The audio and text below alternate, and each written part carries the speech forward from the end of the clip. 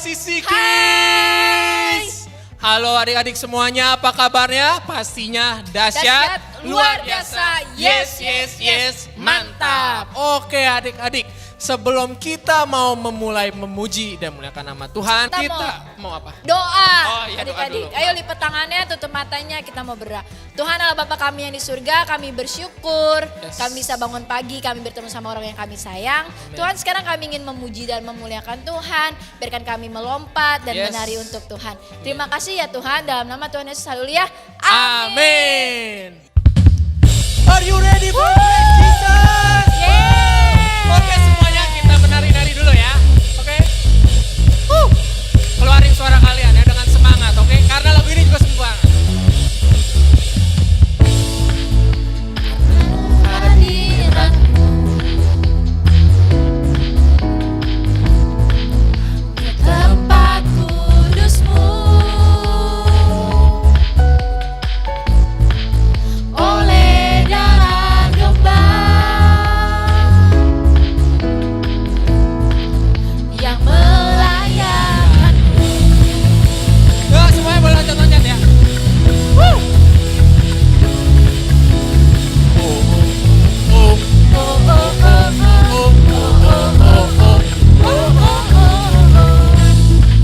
Karena kebenaran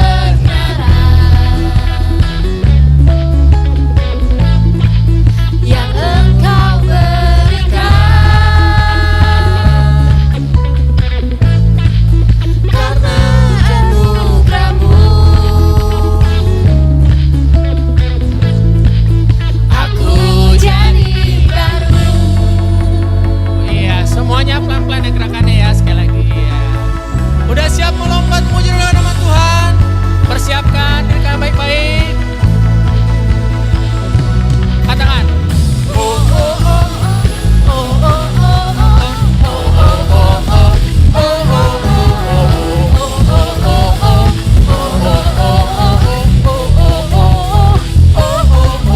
Katakan kudus-kudus Tuhan. Kudus, kudus Tuhan, Bapa yang mulia, sanggup mengubahkan seluruh hidupku, sempurna seperti-Mu.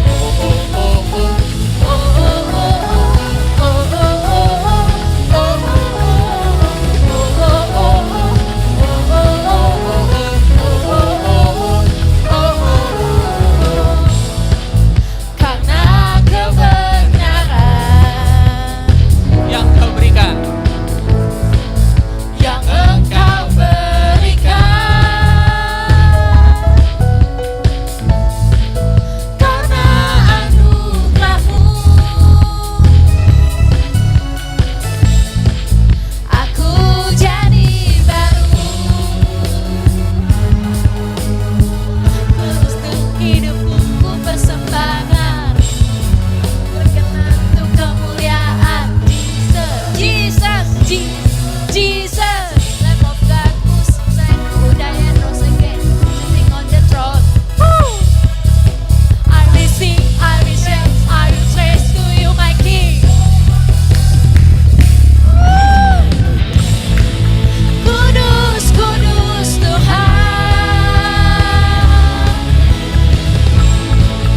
Bapa yang mulia, sanggup mengubahkan seluruh hidupku, sempurna seperti-Mu. Kudus, kudus Tuhan, Bapa yang mulia, sanggup mengubahkan seluruh hidupku, sempurna seperti-Mu.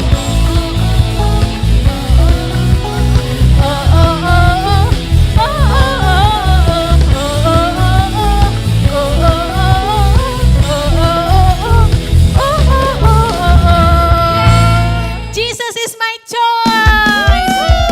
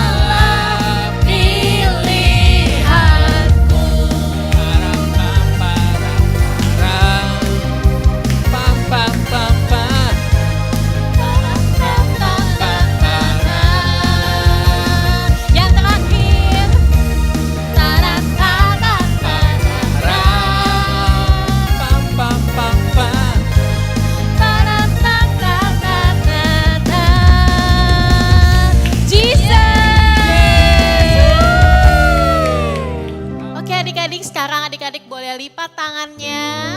Adik-adik tutup mata. Kita mau dengarkan firman Tuhan. Habis ini kita siapkan hati kita lebih lagi siap untuk dengar Tuhan bicara sama kita semua. Kami mengucap syukur Tuhan. Tuhan baik buat setiap kami. Tuhan begitu mengasihi kami dan Tuhan selalu ada bersama kami. Dan kami bisa panggil Engkau Bapa.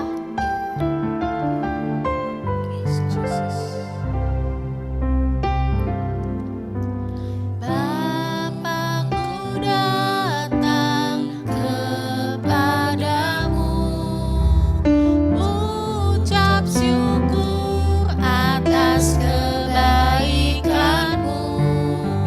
Sekarang ku buka telingaku, ku mau dengar suara-Mu, biar ku mengenal-Mu lebih dalam, lebih dekat. Bapa, ajarku mengerti tentang isi hati-Mu. Kita nyanyikan lagu ini lagi adik-adik. Bapa-Ku datang kepada. Kami bawa ucapan syukur kami Tuhan. Ucap syukur Atas kebaikan-Mu. Kami buka telinga kami. sekarang ku buka Telingaku, ku mau dengar suara-Mu, biar ku mengenal-Mu lebih dalam, lebih dekat. Bapa, ajarku mengerti tentang isi hati-Mu.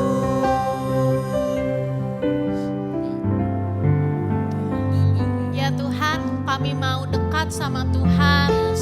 Kami tidak mau jauh daripada Tuhan. Kami mau selalu kenal Tuhan lebih lagi setiap hari. Kami mau tahu, kami mau merasakan Tuhan di dalam setiap waktu. Waktu pagi, waktu siang, waktu sore, waktu malam, bahkan sampai kami tidur. Kami ingin merasakan Tuhan. Kami pengen tahu bahwa Tuhan itu ada bersama kami. Yes, amin. Ajar kami mengerti hati-Mu Tuhan. Meskipun kami masih kecil Tuhan, kami pengen tahu isi hati Tuhan. Yes, amin.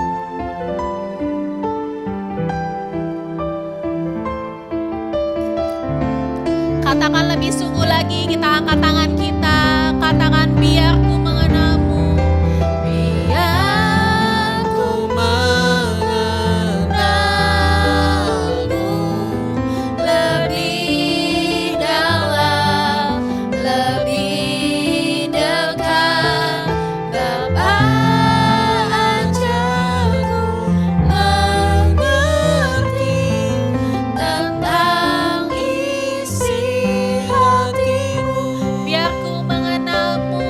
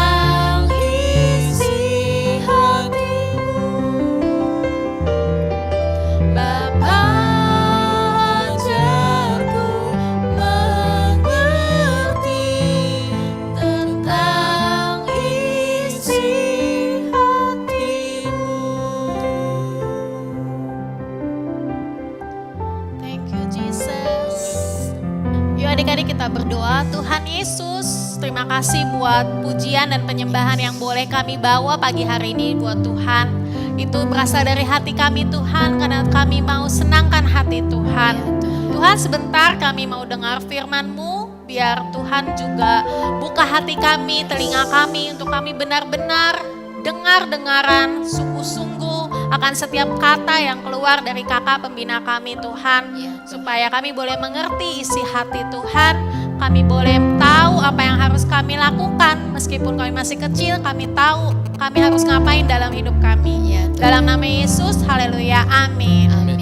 Halo teman-teman semuanya, apa kabarnya hari ini? Kak Novi percaya teman-teman semuanya dalam keadaan sehat, kuat, dan bersemangat. Dan Kak Novi juga percaya teman-teman semuanya sudah siap ya untuk mendengarkan firman Tuhan. Bersama-sama kita mau belajar dari kebenaran firman Tuhan. Sudah siapkan Alkitab dan catatannya ya adik-adik semua? Oke. Teman-teman semuanya, hari ini Kak Novi memberikan sebuah judul dalam firman Tuhan yang akan kita pelajari sama-sama, yaitu adalah Don't forget to be grateful ya. Teman-teman semua tahu nggak artinya? Jangan lupa untuk bersyukur. Oke, teman-teman, sebelum kita mau pelajari sama-sama firman Tuhan pada hari ini, kita mau sama-sama membuka firman Tuhan di dalam Lukas 17 ayat yang ke-11 sampai ayatnya yang ke-19. Yuk teman-teman semuanya, kita mau baca sama-sama ya teman-teman yang ada di rumah, semuanya baca sama-sama dengan Kak Novi. Lukas 17 ayat yang ke-11 sampai dengan ayatnya yang ke-19. Dari ayat yang ke-11. Dalam perjalanannya ke Yerusalem, Yesus menyusur perbatasan Samaria dan Galilea. Ketika ia memasuki suatu desa, datanglah 10 orang kusta menemui dia. Mereka tinggal berdiri agak jauh dan berteriak, "Yesus, Guru, kasihanilah kami." Lalu ia memandang mereka dan berkata, "Pergilah, perlihatkanlah dirimu kepada imam-imam." Dan sementara mereka di tengah jalan, mereka menjadi tahir.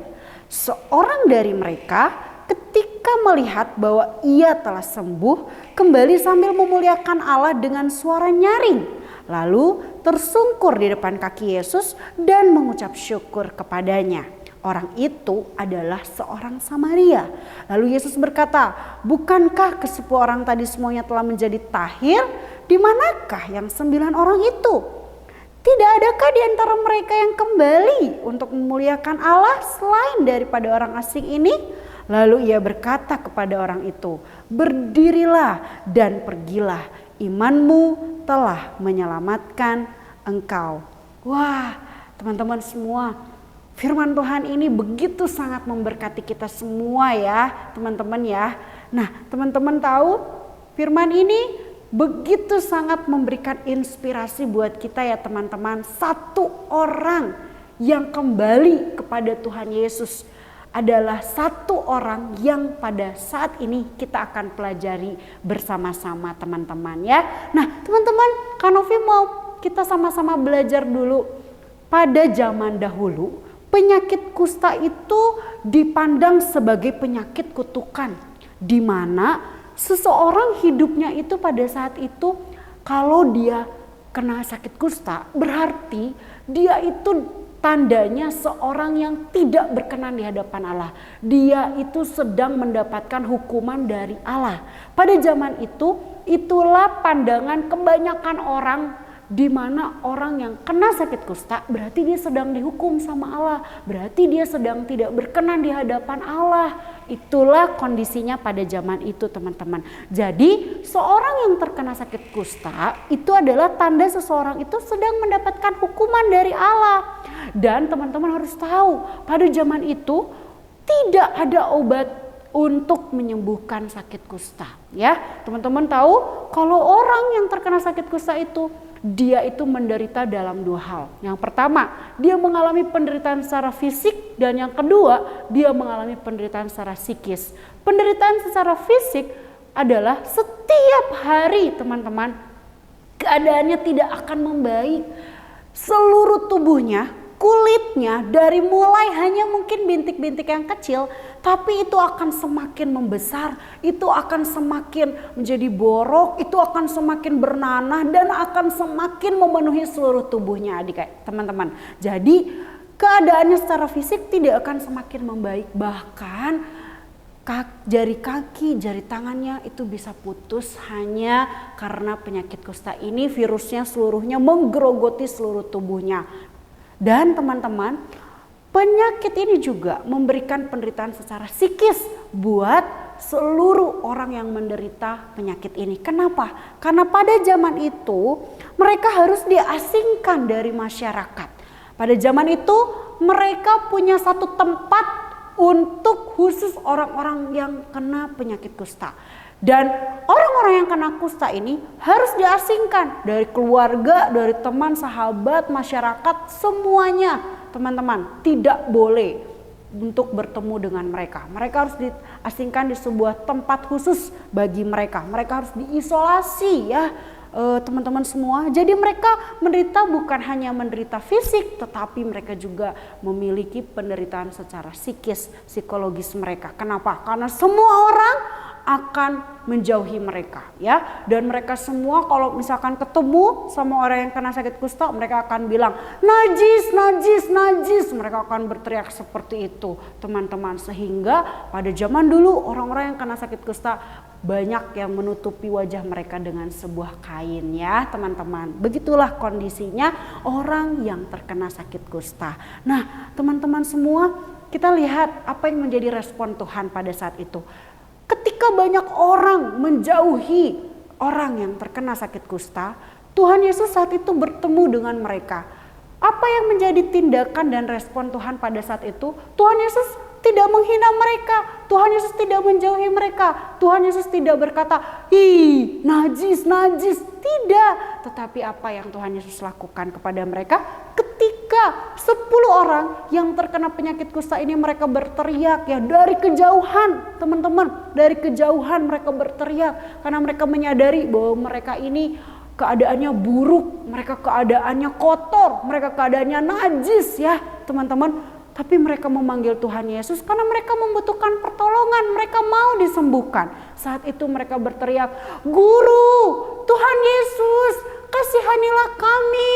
Guru, Yesus, kasihanilah kami." Ya, Tuhan Yesus pada saat itu adik-adik, Tuhan Yesus merespon mereka dengan penuh kasih. Tuhan Yesus mengatakan kepada 10 orang yang terkena sakit kusta untuk apa? Untuk pergi dengan iman mereka kepada imam. Sehingga ketika mereka sampai kepada imam, imam itu akan memutuskan bahwa mereka sudah sembuh dan mereka bisa kembali untuk bertemu dengan keluarga dan orang-orang yang mereka sayangi ya teman-teman. Dan apa yang terjadi teman-teman, seperti firman yang sudah kita baca, bahwa dari 10 orang yang terkena sakit kusta, ketika perjalanan mereka sampai kepada imam, mereka dalam perjalanan sudah mengalami kesembuhan yang Tuhan berikan buat mereka. Dan ketika mereka mendapati bahwa mereka sudah ditahirkan, mereka sudah disembuhkan oleh Tuhan Yesus, ternyata teman-teman 9 orang dari mereka melupakan apa yang Tuhan Yesus lakukan. Mereka lupa untuk bilang terima kasih, mereka lupa untuk bersyukur dengan apa yang Tuhan Yesus sudah berikan. Hanya ada 1 orang, yaitu orang Samaria yang kembali kepada Tuhan Yesus. Teman-teman, apa yang kita akan pelajari sama-sama dari kisah ini? Ada 3 sikap hati yang kita akan teladani dan kita akan pelajari dari orang Samaria, si kusta yang kembali kepada Tuhan Yesus. Yang pertama adalah sikap hati yang kita mau pelajari dari dia adalah dia memiliki sikap hati yang penuh dengan kerendahan hati. Teman-teman semua, si orang kusta yang kembali kepada Tuhan Yesus ini, dia betul-betul menyadari, dia merendahkan hati, dia memiliki kerendahan hati. Dia mengakui bahwa apa yang dia terima, kesembuhan yang dia rasakan, itu semua hanyalah sebuah pemberian daripada Tuhan. Adalah sebuah anugerah daripada Tuhan. Maka dari itu dia dengan penuh kerendahan hati, dia harus kembali kepada Tuhan Yesus. Dia sadar betul bahwa semua yang dia terima itu adalah anugerah daripada Tuhan. Itu adalah pemberian daripada Tuhan. Nah, adik-adik, berapa banyak dari kita semua, Kak Novi, adik-adik semua, mungkin seringkali kita tidak menyadari bahwa apa yang kita punya saat ini adalah sebuah pemberian dari Tuhan, adalah sebuah anugerah dari Tuhan. Ini adalah saat yang tepat untuk kita sadar bahwa ketika kita semua masih bisa bernafas dengan gratis, kita masih bisa melakukan banyak aktivitas dan kegiatan setiap hari meskipun hanya di rumah saja ya adik-adik. Meskipun mungkin kita sepertinya terisolasi, kita cuma bisa melakukan aktivitas kita di rumah saja. Tetapi keadaan kita jauh lebih baik dari keadaan orang-orang yang mungkin saat ini mereka tidak bisa menikmati apa yang kita bisa nikmati. Dan semuanya itu adalah pemberian dari Tuhan. Mari kita belajar dari orang Samaria, si orang yang penyakit kusta ini yang kembali kepada Tuhan Yesus, bahwa dengan penuh kerendahan hati dia datang tersungkur di bawah kaki Tuhan. Dia mengucap syukur, Tuhan terima kasih buat anugerah yang Engkau masih berikan untukku. Dan yang kedua, sikap hati yang kedua yang kita mau pelajari dari orang Samaria si sakit kusta ini adalah sikap hati yang menghargai. Sikap hati yang menghargai perlu kita miliki dalam kehidupan kita semua teman-teman. Seringkali kita tidak menghargai apa yang dilakukan oleh orang tua kita. Mungkin ayah kita berjeri lelah ya, membanting tulang untuk mencari nafkah. Meskipun saat ini dalam keadaan masa pandemi, tetapi ayah kita, ibu kita, orang tua kita terus tidak pernah kenal lelah. Untuk apa? Untuk bekerja, untuk memberikan makanan yang terbaik buat kita, untuk bisa memberikan rumah kenyamanan yang terbaik buat kita, untuk bisa memperhatikan semua kebutuhan kita. Betul teman-teman? Tapi terkadang kita tidak menghargai apa yang mereka sudah lakukan untuk kita. Ini saatnya untuk kita punya sikap hati menghargai apa yang telah dikorbankan, apa yang telah diperjuangkan, apa yang telah dilakukan oleh orang tua kita, oleh kakak kita, koko kita, cici kita dalam kehidupan kita, oleh teman kita yang berbuat baik kepada kita, yang care, peduli sama kita. Ini saatnya untuk kita menghargai mereka semua, karena mereka juga adalah alat yang Tuhan pakai untuk menolong kita. Yang ketiga, kita perlu punya sikap hati apa? Sikap hati yang selalu penuh dengan ucapan syukur, bersyukur, berterima kasih, dan murah hati untuk selalu bilang terima kasih, terima kasih, terima kasih. Itu adalah sebuah wujud dan ekspresi kita, ciri-ciri orang yang memiliki kemurahan hati. Hidupnya nggak pelit untuk bilang terima kasih sama orang yang sudah datang untuk membantu kita. Sikap hati inilah yang harus kita miliki dalam kehidupan kita. Kak Novi percaya orang Samaria ini dipenuhi dengan kasih Tuhan. Hidupnya bukan hanya mengalami kesembuhan secara fisik, tetapi hidupnya juga mengalami kesembuhan secara rohani, kesembuhan secara batin ya teman-teman semua. Kenapa? Karena itu yang membedakan dari 9 orang yang lain. 9 orang yang lain lupa, mereka terlalu gembira, mereka terlalu senang karena mereka sudah mendapatkan kesembuhan fisik. Tapi padahal yang jauh lebih penting di hadapan Tuhan, Tuhan melihat hati kita. Hati yang selalu memiliki kerendahan hati yang selalu bersyukur, selalu berterima kasih, dan hati yang menghargai apa yang Tuhan lakukan dalam hidup kita, apa yang orang tua kita lakukan, apa yang orang-orang sekitar kita telah lakukan untuk kita menabur kebaikan. Kita mau menghargai mereka semua. Oke teman-teman semua, Kak Novi berdoa kiranya kita semua bisa menjadi pelaku firman dan kita melakukannya dalam kehidupan kita semua. Tidak pernah lupa untuk bersyukur dan menghargai apa yang Tuhan Yesus berikan dalam kehidupan kita. Sebagai penutup, kita akan sama-sama untuk membaca firman Tuhan untuk teman-teman semua hafalkan di rumah, yaitu di dalam 1 Tawarik 16 ayat 34. Ayat ini sangat pendek, tetapi marilah kita merenungkannya dalam hidup kita, yaitu bersyukurlah kepada Tuhan sebab Ia baik, bahwasannya untuk selama-lamanya kasih setianya. 1 Tawarik 16 ayat 34. Bersyukurlah kepada Tuhan sebab Dia baik, bahwasannya untuk selama-lamanya kasih setianya. Ketika teman-teman sudah mulai mengeluh, ingat ayat ini. Tuhan selalu baik buat kita, sehingga kita bisa selalu bersyukur dalam keadaan apapun. Ingat teman-teman, tidak ada hal yang kita tidak bisa syukuri dalam kehidupan ini. Selamat merenungkan firman Tuhan dan melakukannya dalam kehidupan kita semua. Mari kita berdoa bersama-sama, lipat tangannya, tutup matanya. Tuhan Yesus yang baik, kami mengucap syukur Tuhan buat kebaikan Tuhan dalam hidup kami, buat anugerah Tuhan dalam kehidupan kami, buat kasih setia Tuhan dalam kehidupan kami, bahkan buat berkat-berkat Tuhan yang tidak pernah berhenti dan berkesudahan dalam kehidupan kami. Tuhan, ampuni kami kalau selama ini kami suka lupa untuk bersyukur. Kami suka lupa untuk mengucapkan syukur kami kepada Tuhan. Ampuni kami Tuhan. Tapi mulai hari ini ya Tuhan, kami berkomitmen, kami mau bersama-sama di hadapan Tuhan. Kami mau selalu bersyukur. Kami mengucap syukur dalam segala keadaan. Tuhan, kami belajar dari orang Samaria, si penyakit kusta yang telah Tuhan sembuhkan dan kembali datang kepada Tuhan.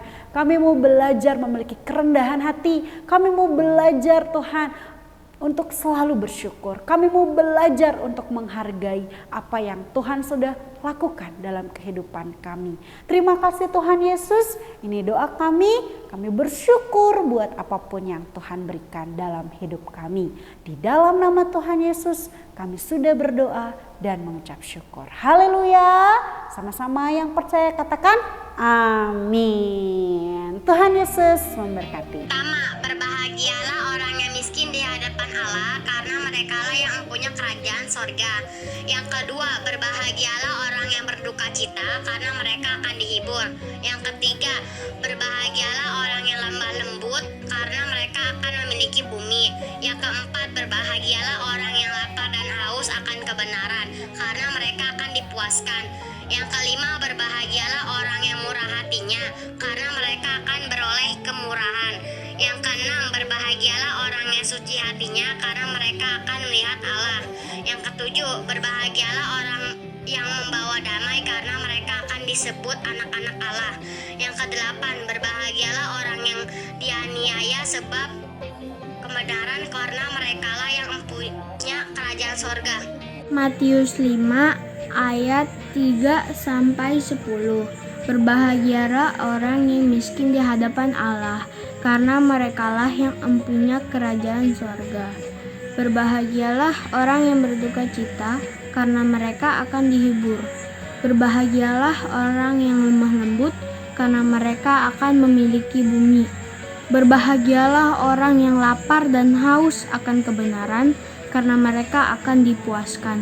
Berbahagialah orang yang murah hatinya, karena mereka akan beroleh kemurahan. Berbahagialah orang yang suci hatinya, karena mereka akan melihat Allah.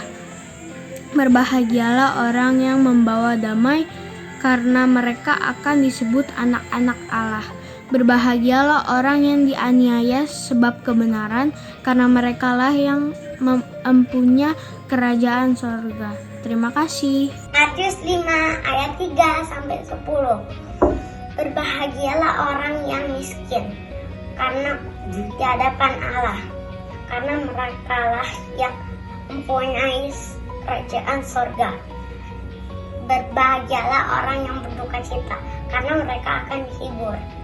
Berbahagialah orang yang lemah lembut, karena mereka akan memiliki bumi. Berbahagialah orang yang lapar dan haus akan kebenaran, karena mereka akan dipuaskan. Berbahagialah orang yang murah hatinya,